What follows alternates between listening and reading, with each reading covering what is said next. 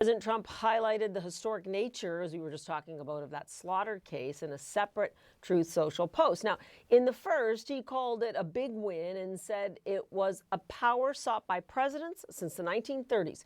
He posted again about it later, saying it's the greatest increase in presidential power in the last 100 years. Brettschneider is a professor of political science at Brown University. He's also the author of The Presidents and the People, 5 Leaders Who Threatened Democracy and the Citizens Who Fought to Defend It. And he joins me now. I do want to get a little bit more to the larger repercussions of this. But first, you argue that Lisa Cook cannot be separated from the slaughter case we were just indicating. I can't make too fine of a point of this. With that slaughter ruling, am I right or wrong? The Supreme Court threw out decades of settled law here, and that when we talk about independent agencies, it now means that basically they serve at the pleasure of the president, and they may defer to whoever's in office in terms of actually regulating any of these agencies.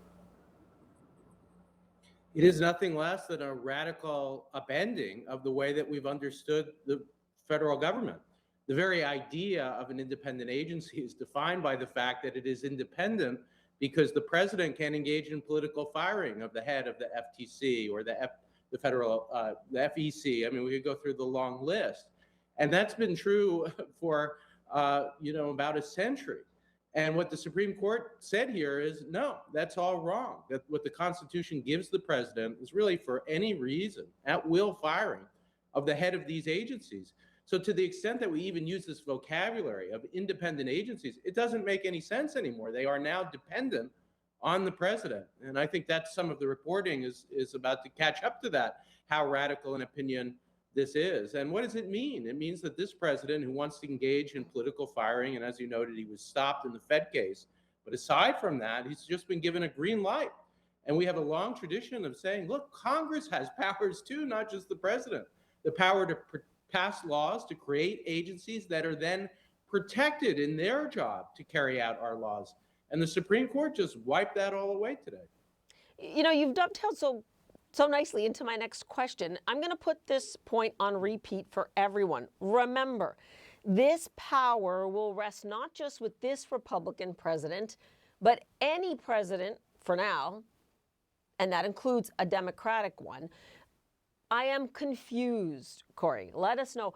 Is there any way for Congress to right this role, to actually interject here and bring this back to the whole nature of having an independent agency? Well, there's no way to do it through ordinary legislation because what the Constitution says, according to the Supreme Court, and I should emphasize, I think they are making this up, that they're completely wrong about the history and the logic. But they have the word here, and this is what they have said.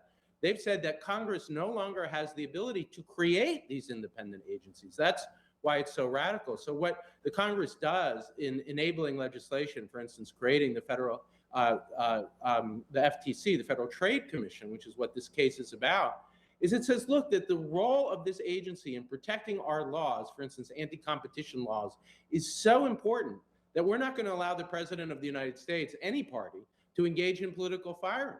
And this Supreme Court just took that law and said no more, that Article 2, which creates and limits the presidency, actually means that these independent agencies can exist because they limit the vesting power, the executive power of the President of the United States. So no, the Congress couldn't just come back and say you're wrong. Through a constitutional amendment, we might be able to do this. And that might be something that we start to talk about in the coming days, but really we've upended it. I'll say one other thing, which is, look, if you have a benign president who's using power, in not a radical way or not a way to try to destroy democracy, this wouldn't be a big deal. But this president is intent on authoritarian power and has repeatedly said that. So it really isn't any president and any ruling. It's really a massive increase, as Trump has said rightly, of presidential power in the face of somebody who really sees himself as unlimited in his power and with authoritarian ambitions, to say the least. Yeah, I totally understand where you're coming from on the unfettered power. I will argue, though, that we may never see a benign president again. Whether Democratic or otherwise, I'm sure many presidents would be tempted to use these powers, saying that it's just to rectify whatever had gone before. Corey, we have to leave it there for now, but suffice to say, historic is not hyperbole here. Thanks for being with us. Really appreciate it.